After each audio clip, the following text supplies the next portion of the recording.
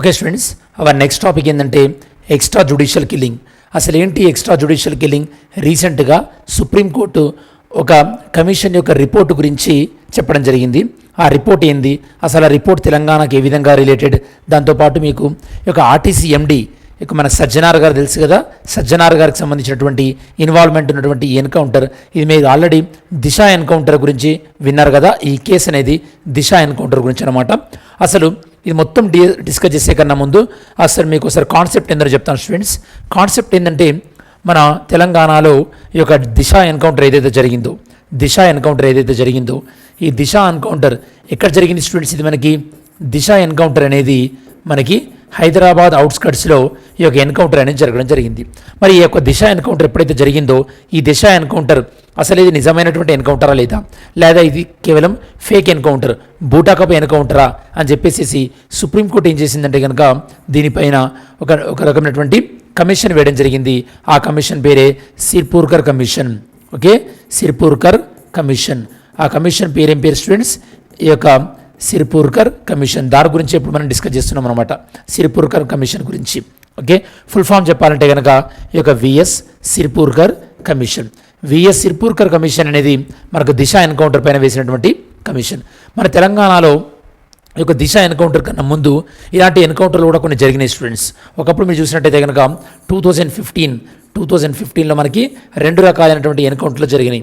ఒకటి ఏంటంటే 2015 అప్పుడు మనకి ఈ యొక్క వరంగల్ నల్గొండ బార్డర్లో కొంతమంది తీవ్రవాదులు ఈ యొక్క పోలీసుల కస్టడీ నుంచి తప్పించుకున్నారని చెప్పేసి వాళ్ళపైన ఎన్కౌంటర్ చేయడం జరిగింది. ఈ యొక్క సిమీ తీవ్రవాదులు మీకు గుర్తుంటుంటే కనుక దానికన్నా ఒక 2 days ముందు ఈ తీవ్రవాదులు ఎస్ఐని కూడా చంపేయడం జరిగింది. మీకు గుర్తుందా మీకు ఇది?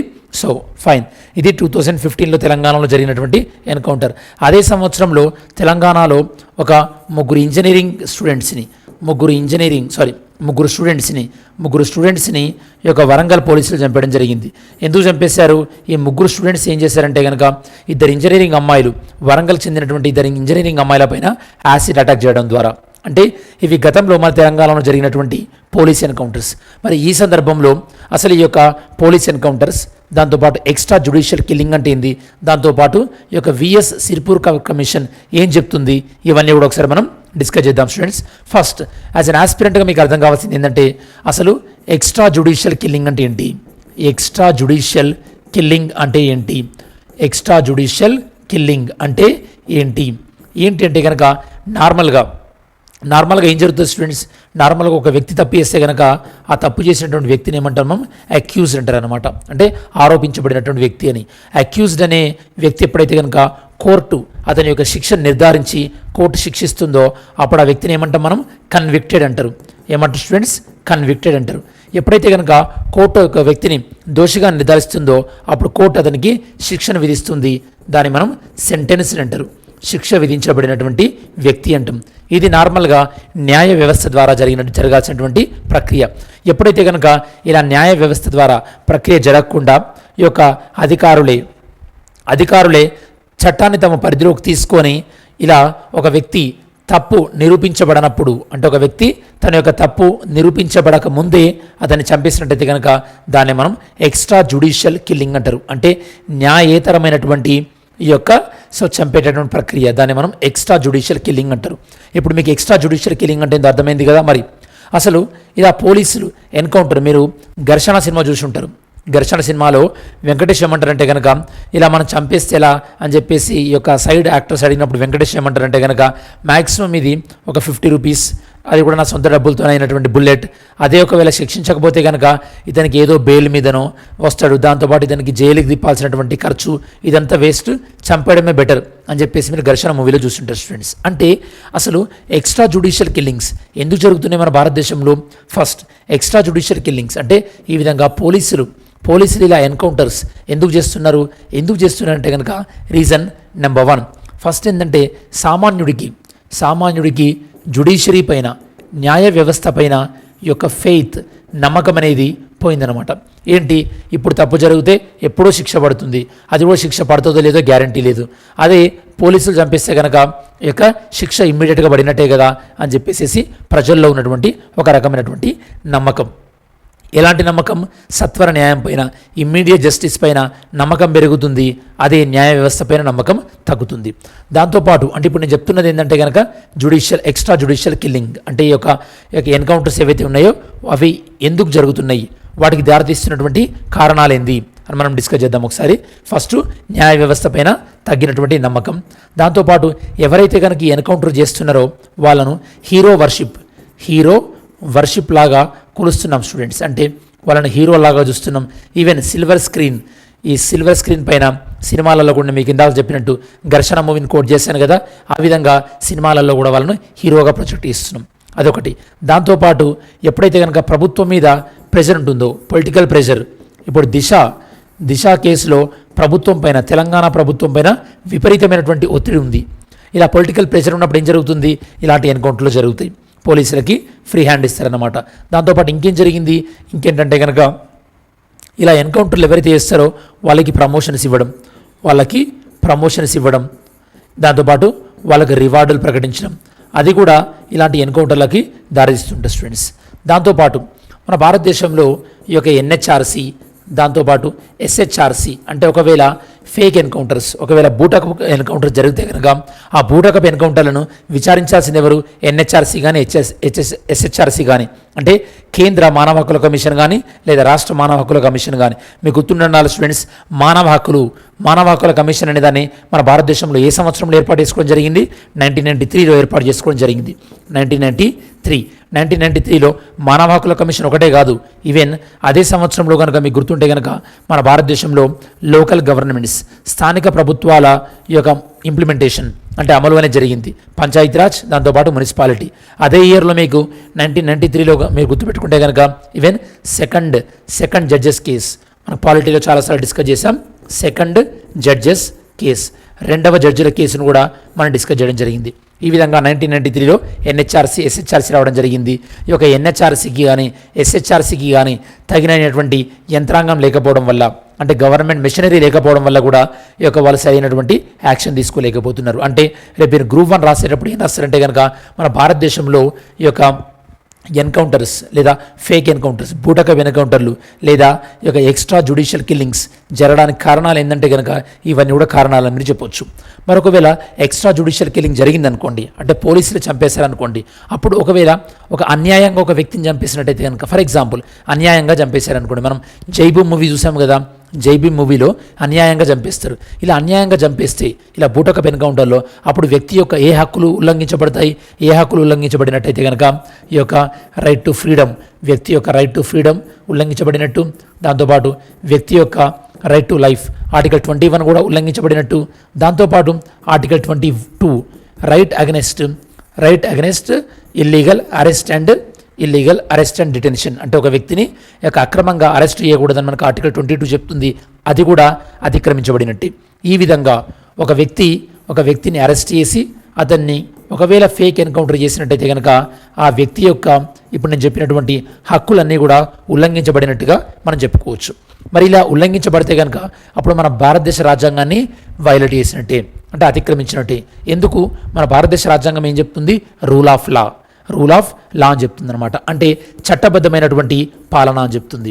అంటే పరిపాలించేటప్పుడు అది చట్టం ప్రకారము వెళ్ళాలి, చట్టాన్ని ఇలా చేతుల్లోకి తీసుకోకూడదు పోలీసులు అని చెప్పేసి. ఇది బేసికల్లీ ఒక వ్యక్తి ఫేక్ ఎన్కౌంటర్కి గురైతే కనుక ఆ వ్యక్తికి ఈ యొక్క హరించబడేటటువంటి హక్కులు. మరొకవేళ ఇలా ఫేక్ ఎన్కౌంటర్ జరిగితే, ఒకవేళ పోలీసులు చేశారని నిర్ధారించబడితే మరి పోలీసులకు ఏ సెక్షన్ ప్రకారం శిక్ష పడే అవకాశం ఉంటుంది అని చూద్దాం ఒకసారి మనం. దానికన్నా ముందు మీరు గుర్తుపెట్టుకోవాల్సిన స్టూడెంట్స్, మన భారతదేశంలో ఈ యొక్క లీగల్ పరంగా చూస్తే కనుక ఐపీసీ సెక్షన్ 96 ఏం చెప్తుందంటే కనుక ఇది ఎవరైనా సరే, మీరైనా నేనైనా సరే, మనల్ని రక్షించుకునేటటువంటి క్రమంలో భాగంగా, అంటే సెల్ఫ్ డిఫెన్స్లో భాగంగా ఒక వ్యక్తిని చంపినా కూడా అది నేరం కాదు. ఇది IPC section 96 applicable to everyone. పోలీసులకైనా కాదు, ఇట్ అప్లికేబుల్ టు ఎవ్రీవన్. ఇది మన భారతదేశంలో ఒక వ్యక్తిని చంపడానికి ఒక రకమైనటువంటి కారణం. అంటే దాంతోపాటు నెక్స్ట్ సిఆర్పిసి సెక్షన్ 46 ఏం చెప్తుంది? సిఆర్పిసి సెక్షన్ 46 ఏం చెప్తుందంటే ఒక ఒక కేసులో మరణశిక్షను ఎదుర్కొనే ఛాన్స్ ఉండి లేదా అతనికి యావజ్జీవ కారాగార శిక్ష పడే అవకాశం ఉందనుకోండి, అతన్ని అరెస్ట్ చేసే క్రమంలో అతనికి పోలీసులకు ఏదైనా హాని తలపెట్టినప్పుడు పోలీసులు తమ ఆయుధాలను ఉపయోగించవచ్చు. అలా ఆయుధాలు ఉపయోగించే క్రమంలో అతన్ని చంపివేసేటటువంటి అధికారం కూడా ఉంటుంది. ఆ దేని ప్రకారము సిఆర్పిసి సెక్షన్ 46. జాగ్రత్త గుర్తుపెట్టుకోండి, సిఆర్పిసి సెక్షన్ 46 ఏం చెప్తుంది? పోలీసులు ఎప్పుడైనా సరే ఎవరినైనా అరెస్ట్ చేసినప్పుడు, అంటే అరెస్ట్ కాబడుతున్న వ్యక్తి ఏ తప్పు చేసి ఉండాలి, అతను చేసిన తప్పుకి అతనికి ఉరి శిక్షణ పడి ఉండాలి, పడే అవకాశం ఉండాలి, లేదా అతనికి యావజ్జీవ కారాగార శిక్ష పడే అవకాశం అయినా ఉండాలి. అలాంటి అరెస్ట్ చేసే క్రమంలో ఆ వ్యక్తి తప్పించుకున్నా, ఆ వ్యక్తి పోలీసులకి హాని చేసినా అప్పుడు ఆ వ్యక్తి పైన ఆయుధాలు ఉపయోగించి ఈవెన్ చంపే అవకాశం కూడా ఉంటుంది. అంటే ఇది పోలీసులకు ఇచ్చేటటువంటి ప్రొటెక్షన్ స్టూడెంట్స్, పోలీసులకు ఇచ్చేటటువంటి రక్షణ, సిఆర్పిసి సెక్షన్ 46. అలానే మనకు ఆర్మ్డ్ ఫోర్సెస్ మిలిటరీ వల్ల కూడా ఆఫ్స్పా చట్టాన్ని కూడా ఇవ్వడం జరిగింది స్టూడెంట్స్. మనం ఆఫ్స్పా చట్టం గురించి కూడా ఇదివరకు చాలా డిస్కస్ చేయడం జరిగింది. Armed forces special powers act, ఈ విధంగా ఆఫ్స్పా 1958. ఈ విధంగా మన భారతదేశంలో ఇలా వివిధ రకాలైనటువంటి సెక్షన్స్ మనకి సెల్ఫ్ డిఫెన్స్, అందరికీ సెల్ఫ్ డిఫెన్స్ పోలీసులకి, అలానే ఆర్మీ వాళ్ళకు కూడా కొన్ని ప్రత్యేక రకమైనటువంటి అధికారాలు ఇవ్వడం జరిగింది. మరి ఇవి అధికారాలు ఇచ్చారు. ఒకవేళ ఈ అధికారాలను దుర్వినియోగం చేసి ఒకవేళ పోలీసులు ఇలా ఫేక్ ఎన్కౌంటర్ చేసినట్టయితే కనుక మరి పోలీసులను ఏ సెక్షన్ ప్రకారం శిక్షించాల్సి ఉంటుంది? పోలీసులను ఏ సెక్షన్ ప్రకారం శిక్షించాల్సి ఉంటుందంటే కనుక నెంబర్ 1, ఇలా ఎవరైనా ఒక వ్యక్తి తన యొక్క బాధ్యతలను బాధ్యతారాహిత్యంగా నిర్వర్తించి ఒక వ్యక్తి మరణానికి కారణమైతే కనుక దాన్ని మనం సెక్షన్ 299 ఐపీసీ సెక్షన్ 299 ప్రకారము దాన్ని మేము ఏమంటామంటే కనుక కల్పబుల్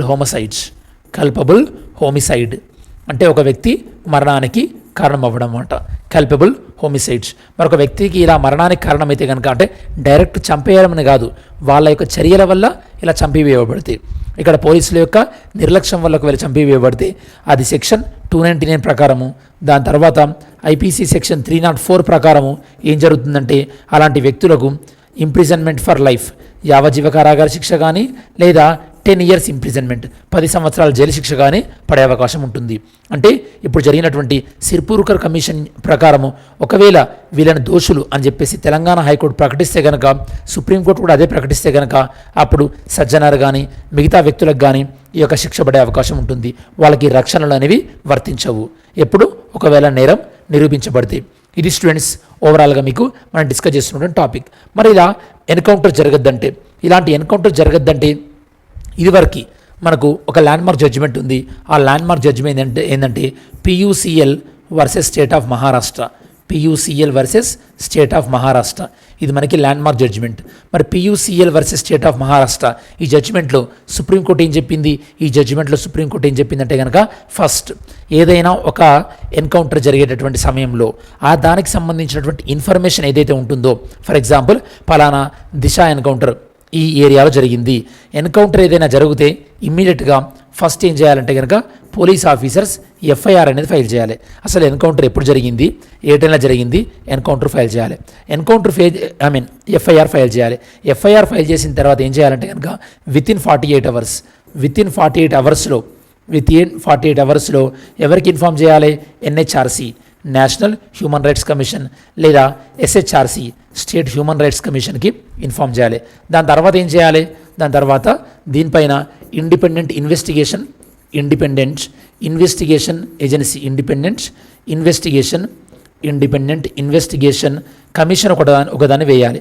ఒక ఇండిపెండెంట్గా ఇన్వెస్టిగేట్ చేసే ఒక కమిషన్ వేయాలి. కమిషన్ వేసిన తర్వాత ఆ కమిషన్ని ఈ యొక్క డిస్ట్రిక్ట్ మెజిస్ట్రేట్కి ఇవ్వాల్సి ఉంటుంది స్టూడెంట్స్. దాంతోపాటు డీటెయిల్డ్ రిపోర్ట్ని మళ్ళీ NHRCకి ఎన్ని నెలల్లో సబ్మిట్ చేయవలసి ఉంటుంది? 3 monthsలో సబ్మిట్ చేయవలసి ఉంటుంది. ఫస్ట్ ఏమో వితిన్ 48లో ప్రైమరీ రిపోర్ట్ ఇవ్వాలి. దాని తర్వాత డీటెయిల్డ్ రిపోర్ట్ 3 monthsలో ఇవ్వాలి. ఒకవేళ ఈ క్రమంలో ఎవరైనా దోషులుగా తేలితే కనుక, ఎవరైనా అధికారి దోషిగా తేలితే కనుక ఆ యొక్క అధికారులపైన పనిష్మెంట్ తీసుకోవాల్సి ఉంటుంది స్టూడెంట్స్. పనిష్మెంట్ ఆన్ ఆఫీసర్స్ ఎవరైతే కనుక తప్పు చేస్తారో వాళ్ళపైన చర్యలు తీసుకోవాల్సి ఉంటుంది. ఇది ఓవరాల్గా సుప్రీంకోర్టు ఈ యొక్క సూచించినటువంటి వివిధ రకాలైనటువంటి సూచనలు. ఇది స్టూడెంట్స్ ఓవరాల్గా ఈ యొక్క కేసు గురించి. ఫస్ట్ ఇప్పుడు మనం ఏం చెప్తున్నాం, మనం ఏం డిస్కస్ చేస్తున్నామంటే కనుక దిశ ఎన్కౌంటర్ పైన అపాయింట్ చేసినటువంటి విఎస్ సిర్పూర్కర్ కమిషన్ రిపోర్ట్ ఇవ్వడం జరిగింది. ఈ రిపోర్ట్లో ఏం చెప్తున్నారు, ఎన్కౌంటర్ పోలీసులు చేసినటువంటి బూటకప్ ఎన్కౌంటర్ అని చెప్తున్నారు. ఓకే, ఫస్ట్ ఈ కమిషన్ రిపోర్ట్ మాత్రమే. మళ్ళీ ఇప్పుడు ఎక్కడికి వెళ్తుంది ఇది ఈ కేసు అనేది ఎక్కడికి వెళ్తుంది, తెలంగాణ హైకోర్టుకి వెళ్తుంది. తెలంగాణ హైకోర్టు ఎలాంటి జడ్జిమెంట్ ఇస్తుందో చూడాలి మనం. తెలంగాణలో గతంలో ఇదివరకు జరిగినటువంటి ఇలాంటి బ్యాక్గ్రౌండ్లో ఉన్నటువంటి ఈ యొక్క ఎన్కౌంటర్లు ఏంటంటే 2015 ఇది బూటకప్ ఎన్కౌంటర్ కాదు. యాక్చువల్లీ ఇది ఏంటంటే కనుక తీవ్రవాదులు తప్పించుకునేటప్పుడు పోలీసులు చేసినటువంటి ఎన్కౌంటర్. 2015లో సేమ్ ఇయర్లోనే వరంగల్లో జరిగినటువంటి ఎన్కౌంటర్. Extra judicial killing. మరి నేను మీకు ఎక్స్ట్రా జ్యుడిషియల్ కిల్లింగ్ గురించి చెప్పాను కదా, మరి ఇప్పుడు మీ ఒపీనియన్ ఏంది స్టూడెంట్స్? ఇలా ఒక సంఘటన జరిగినప్పుడు, దిశ సంఘటన లాంటి సంఘటన జరిగినప్పుడు అసలు తప్పు నిజంగానే వాళ్ళు చేశారా లేదా, వాళ్ళు దోషులుగా తేలిన తర్వాత కోర్టే వాళ్ళని శిక్షించాలా లేదా పోలీసులే ఇమ్మీడియట్గా వాళ్ళని శిక్షించాలా? మీరు మీ యొక్క అభిప్రాయాన్ని చెప్పండి. ఎందుకంటే మనం సివిల్స్ కానీ గ్రూప్ 1 లాంటి ఎగ్జామ్లో ప్రిపేర్ అవుతున్నప్పుడు మనకంటూ ఒక అభిప్రాయం ఉండాలి కదా. మీ అభిప్రాయాలు ఏందో చెప్పండి స్టూడెంట్స్.